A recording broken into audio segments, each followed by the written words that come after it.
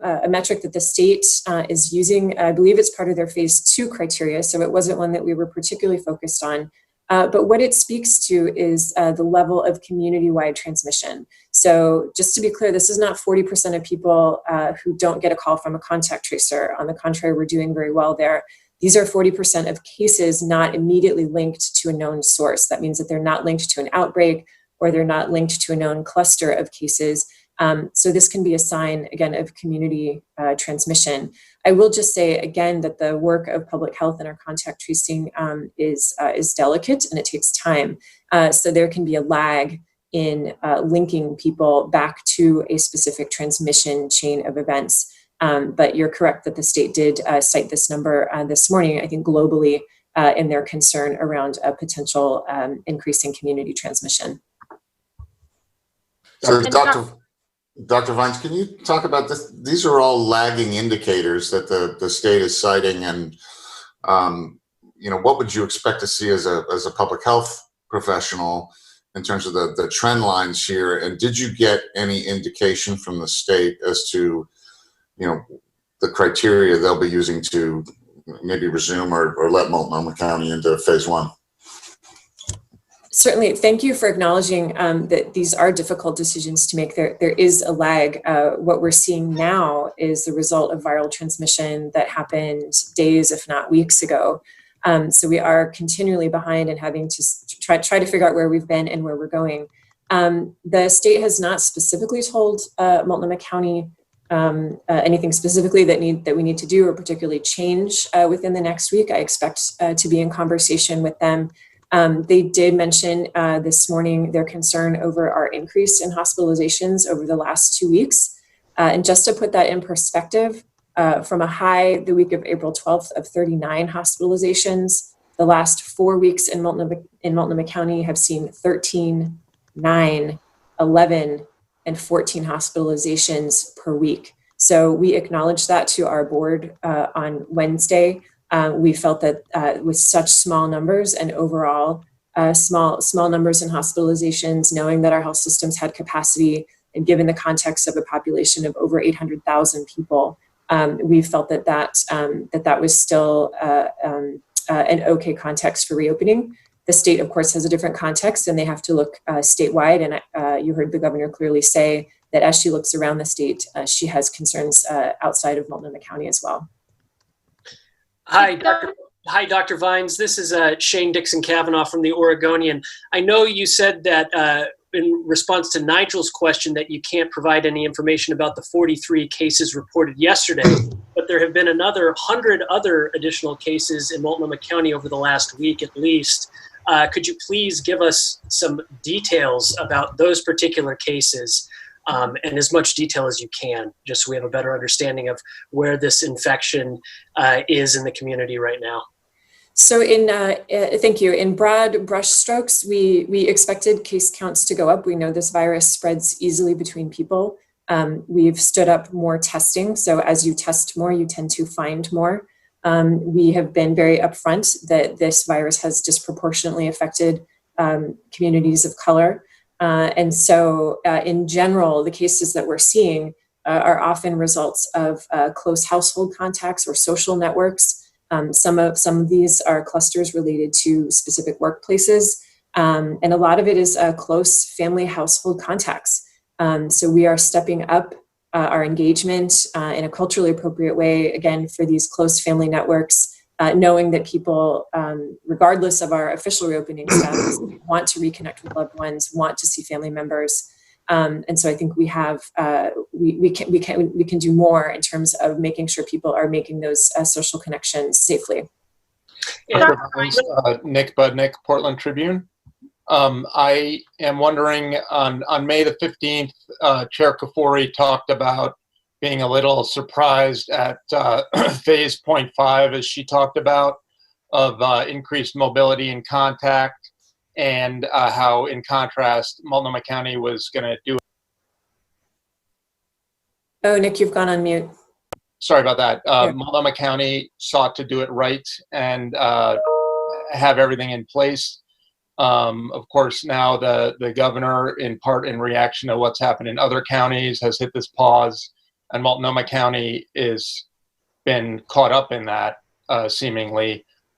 Do county officials feel burned? What does it feel like? I think what you're getting at, Nick, is potentially a sense of gamesmanship here as far as counties timing their reopening. I don't think we played that game. We knew the numbers would go up. We wanted to be ready. We felt like we were ready.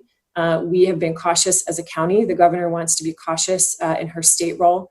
And so we certainly can't fault her for that. I don't mean gamesmanship. I mean the sense of frustration that I'm guessing some people are feeling over there. No question that we acknowledge the frustration of business owners. We acknowledge the timing of the announcement. And this was certainly not the outcome we expected when we submitted our application on June 5th. So I will acknowledge frustration, disappointment are probably understatements for those who were ready to turn their lights on today and get back to work. At the same time, we've also heard in the last couple of weeks leading up to today, a lot of people were still really worried about going back to work and concerned about viral spread in our community. So again, these are very difficult decisions to make based on small numbers, potentially short time windows. So this is, again, the governor said there's no playbook. So I think we're all doing the best we can. Thank you. Dr. Vines, is there any concern with the protests now reaching their 2-week mark that those numbers could continue to rise because we've had so many people gathering together in close proximity? It's certainly a concern. Mass gatherings were one of the first things that we took off the table as far as a public health prevention measure. We felt like the soonest we would see impact from viral spread from the protests was this week. We are asking people who test positive if they attended any kind of large gathering, whether it's indoor or outdoor. And I think that in the coming days and weeks, we may have more information, we may have more cases, but that remains to be seen. I do see people outside, I see people wearing face coverings, I see people taking precautions, and we have encouraged testing for anybody who has had symptoms, who has been to a protest. So that picture may come into clearer focus in the coming days and weeks, but it is a concern. Hi, Dr. Vines. Shane Kavanaugh again from the Oregonian. On the topic of protests, Dr. Seidlinger said during the press conference this morning that the Oregon Health Authority did not have any reports of people who've tested positive who've attended one of these demonstrations in Portland or elsewhere. Can you say with certainty today, right now, that Multnomah County has not had a single case of COVID-19 that involved an individual who attended a protest or demonstration in the county? I certainly cannot say that for Multnomah County, given the size of the protests, given that people may only just now be developing symptoms and seeking testing, and given that our contact tracers are asking these questions, but that people may choose not to share the specifics of where they've been or what kind of gathering they've attended. So no, I can't say that. But has there been any positive cases tied to demonstrations in Portland to date? To my knowledge, and I would have to check to give you the most current information. To my knowledge, I don't think we're aware of any specific cases linked directly to the protests. Again, people have a series of potential exposures. So I would say I'd have to update you later today, but at this point, I don't think we have cases that we attribute directly to having attended a protest. But that's not the question that I'm asking. I'm asking if there are individuals who have tested positive for COVID-19 who have told your case investigators that they have been at protests or demonstrations. That's the question I'm asking. I see. I understand it now. I would have to get back to you. I would have to talk to our team and see how yesterday's interviews went and what we might be able to share. I just want to say really quickly, and sorry for taking up so much time, I've been asking this question all week to Multnomah County, and I have not gotten a response, so I'm hoping you can get that response to me today, please. Dr. Vines, should the county actually be advising folks against attending these protests? I recognize the sensitivity of that, but given your concerns over exactly these kind of gatherings, should the county be upfront about this and say, this is a high risk and we need to put a stop to this? Sure. So I think you acknowledge the sensitivity of this, and in public health, we're very sensitive to the effects of racism on people's health. It is a lifelong effect. It is a long-standing issue in our communities of color. And so we are not discouraging people from attending protests for a different but equally pressing public health issue, which unfortunately contradicts much of our guidance around COVID-19. So we've put out messages around face coverings, around physical distancing, around not participating if you're sick, and recognize that that racism as a public health issue for many people is the same, if not more pressing than the virus itself. Dr. Vines, could you please speak as to whether or not there are particular industries, workplace type activities that are driving this? Do you have any information on particular sectors where these cases are originating in the surge? I can say in general, we have had worksite outbreaks. These tend to be where people are in close proximity. And so we've offered testing. We've put in public health precautions. Some of these we monitor and they stop with those precautions. Others expand as more people get sick, and we continue to work with the employer. So again, it tends to be people in close quarters working together, often but not always without full precautions. Are there particular types of employers that are your focus, or particular types of industries? I can say in general, there's been a lot of attention on migrant seasonal farm workers as being at risk. And so we have been a part of the response both to outbreaks and on the prevention side for what employers can do for that specific population. Thank you. Dr. Vines, Washington and Clackamas County, along with Marion County, obviously got to go into phase one a couple weeks ahead of us even now. Are we able to learn anything from them? A number of those counties also saw a spike in those numbers that came out yesterday. Is there anything that we can glean from them opening up earlier than us? I think it's a really good point. I think we're always looking around and learning and looking at what other places are doing and what they're seeing. That said, we're doing a delicate dance here with a virus that depends minute to minute on how people behave and what precautions they take. So I think we do look around for lessons. I did notice that Clackamas County had acknowledged their increase in cases. I think Washington County has also seen an increase, as you refer to. So I think we're looking around and seeing what we can learn, what we can do better, and in particular how we can keep people from being hospitalized and dying from this virus. That is the ultimate public health goal. And what do you say to Multnomah County residents who may be frustrated that they can't get back to work or just even back to day-to-day normalcy when they are seeing so many other counties getting that opportunity? I fully acknowledge the disappointment, the frustration, a sense of potential betrayal, feeling like today was going to be the day. I think our chair and our leadership were clear that they wanted to take a close look at things, that it depended on the state's review. And unfortunately, the timing is not what I would have liked to see. But again, we've been cautious as a county. We can't fault the governor for wanting to be cautious in her state role.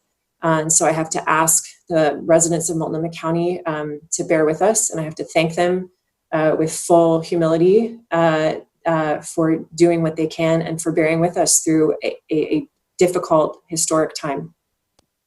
Dr. Vines, I know that the statewide decision obviously was not yours, but as far as Multnomah County, I'm hoping I can help you clarify what I think I'm hearing, and that is it seems like you felt like all the metrics were in place for Multnomah to do phase one.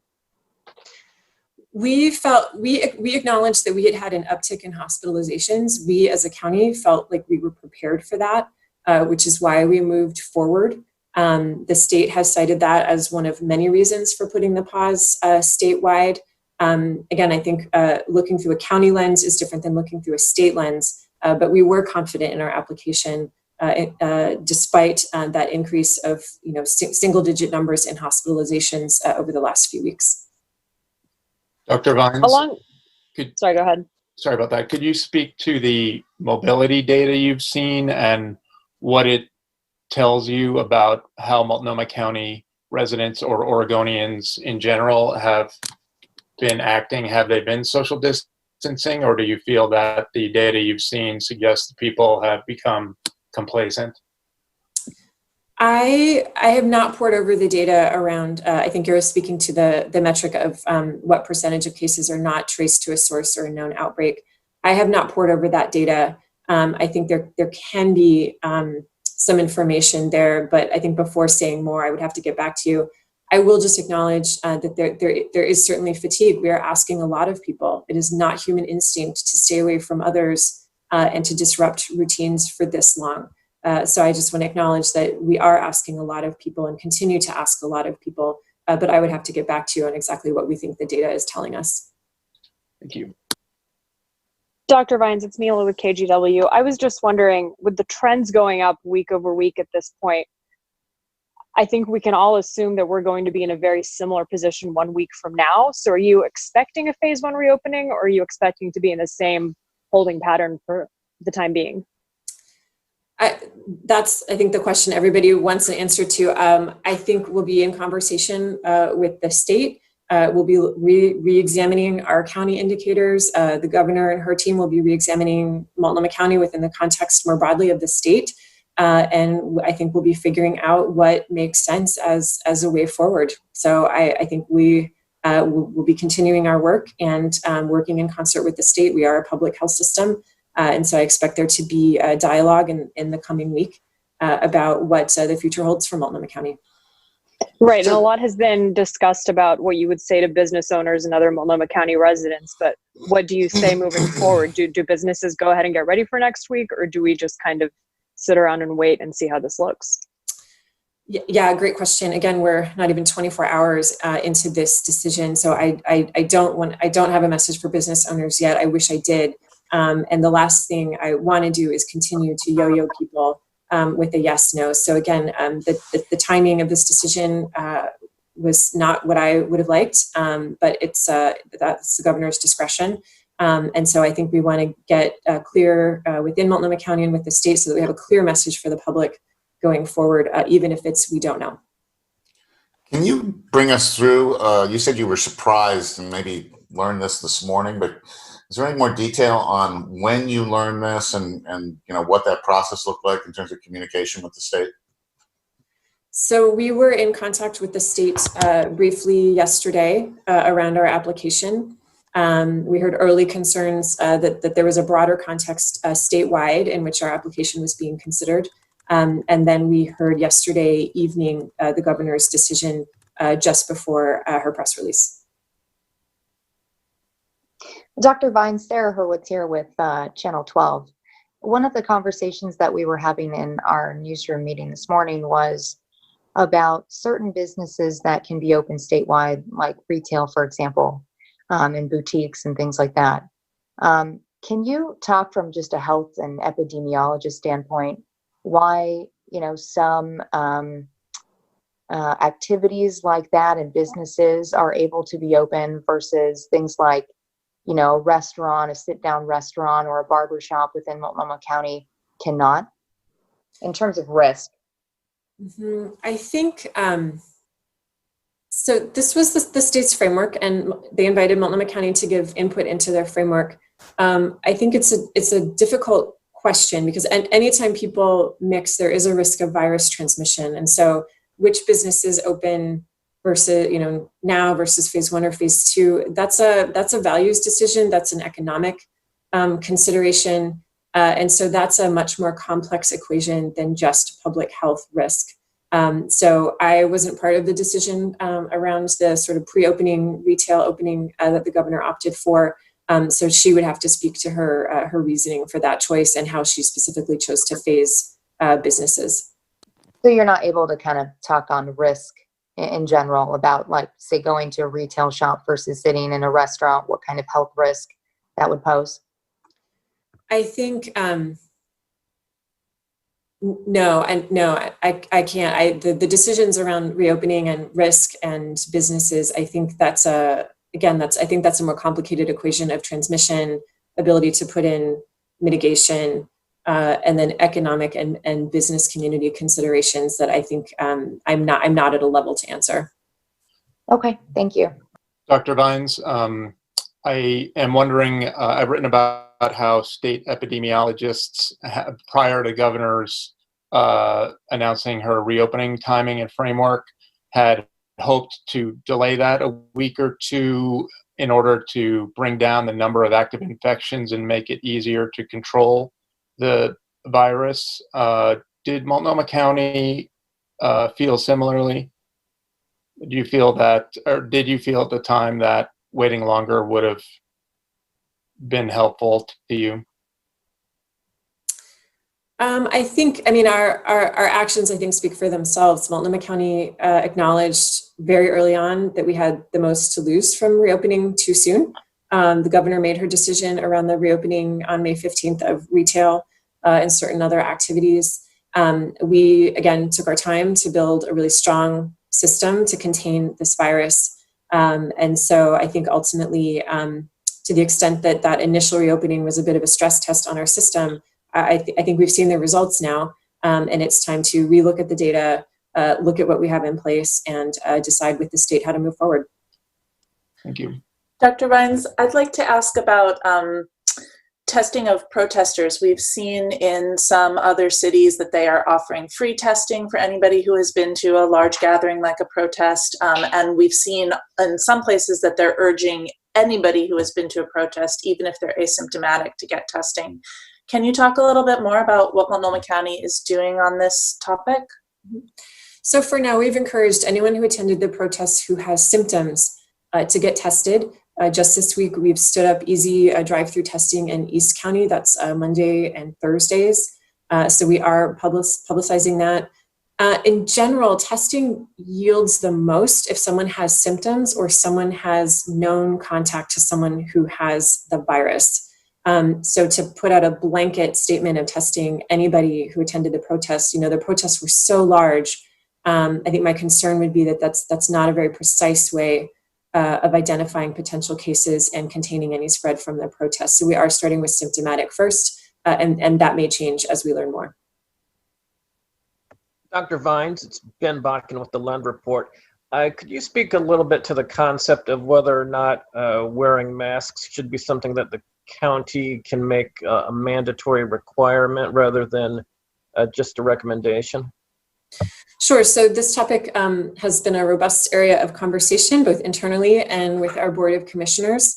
I want to be really clear that Public Health, the county recommends wearing a face covering for anyone who can, and that's especially important indoors and when you can't maintain reliably the 6-foot distance from other people. So I want to make clear that we do recommend them. When we talk about mandating them or requiring them, that takes us into an enforcement conversation that becomes difficult in the face of concerns from communities of color, concerns about enforcement by police around other minor infractions among communities of color. And so for now, we are not going on any kind of enforcement pathway. We are trying to make a strong recommendation for them, make them available to other people, and go through a voluntary pathway at this point, because it is such a sensitive time, I think, to talk specifically about enforcement of something like face coverings. It's something that we may revisit, but for now, we're looking at it as a strong recommendation and essentially a voluntary behavior.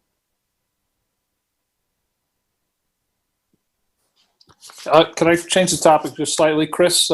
We keep hearing anecdotally from health professionals, mostly nurses, that they don't have sufficient PPE, yet the county's dashboard continues to say that there is more than sufficient PPE. I'm wondering if you're hearing those kinds of anecdotal concerns and how you would reconcile these anecdotal reports with the statistical numbers that you're putting forward.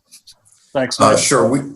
I'm happy to. So first off, let me just say that if you in our plan submission to the state, there were actually 2 requirements specifically by the state. One, for us to sort of work with hospitals where they attested to sort of their PPE levels, and we actually did get letters from all of our hospitals indicating that they do have adequate PPE.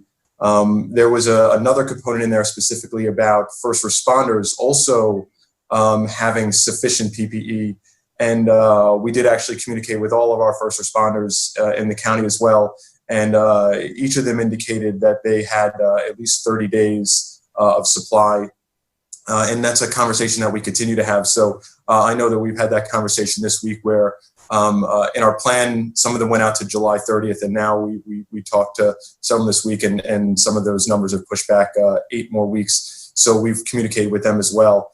And then the last component we had in there was really as we work with sort of other businesses, we continue to supply PPE. We continue to receive PPE. I think in total we received about 5.7 million items of PPE from the state, distributed about 70% of that. And many of that are going to community organizations, but they are also going to nursing homes, assisted living, you name it, we have that process. I do think there is some PPE that is harder to come by. So we know that gowns have been more restrictive than PPE such as masks, where we've seen the supply chain improve significantly over the last couple of weeks. And I specifically with regard to masks, I think that is probably the thing that we are asked for the most. We also test the market. So not only are we just, hearing from organizations, but we actually call different vendors to see if they have supply. And periodically we'll buy very small amounts just to see if our PPE requests can actually be fulfilled in sort of a timely manner. And those numbers there, I think, I know last week it was approximately 50% of the vendors we called actually had PPE, although 25% of that were only selling in bulk. And this week it's actually almost about 60%. So from a long-term standpoint, we are seeing PPE improve. And I think that was also one of the things that we talked about specifically this last Wednesday at our briefing with the commissioners, to sort of say that we're seeing PPE improve, and we thought that was an important metric as we put together our application for reopening. Thanks. And if I could jump in here, I have an answer for Shane. I got a message from my team as we've been talking. Fewer than 5 cases in Multnomah County have disclosed being at the protests. And we don't usually report specific numbers, less than 5. Thank you. Dr. Vines, you talked about the fact that again, the county and public health officials were comfortable moving into phase 1, given the plan and the status of all the indicators.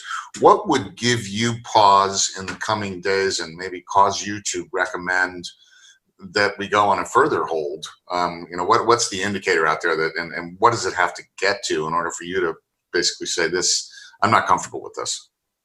That's a great question. There are lots of different sources of data. There are lots of different ways to look at it to try to figure out what's the virus doing? Do we have a handle? What do we think? Where do we think we're going to be 2-3 weeks from now? Again, because of that time lag. So I think we're going to be looking at everything. One thing I look for is any kind of change in order of magnitude, any kind of doubling. Those are just general flags to me as I scan my many emails every day that the virus is spreading potentially faster than we can contain it. But I think there are a lot of different ways to answer that question, and I think we'll be tackling exactly that in the next week. Well, so the 7-day rolling average case count has certainly doubled and tripled over the last few weeks. Is that an indicator that would, again, give you pause? I think we expected case counts to go up. We have stepped up our testing, and we are finding more cases by doing more aggressive testing. So I think some of that was expected. We are watching hospitalizations closely, again, knowing that many people will not have symptoms or will have really mild illness. We do want to be sure that people are not ending up hospitalized or worse from this virus. So again, our hospitalization numbers are so low, thankfully, and may they stay that way, that I think that's where we'll be looking closely in addition to other indicators.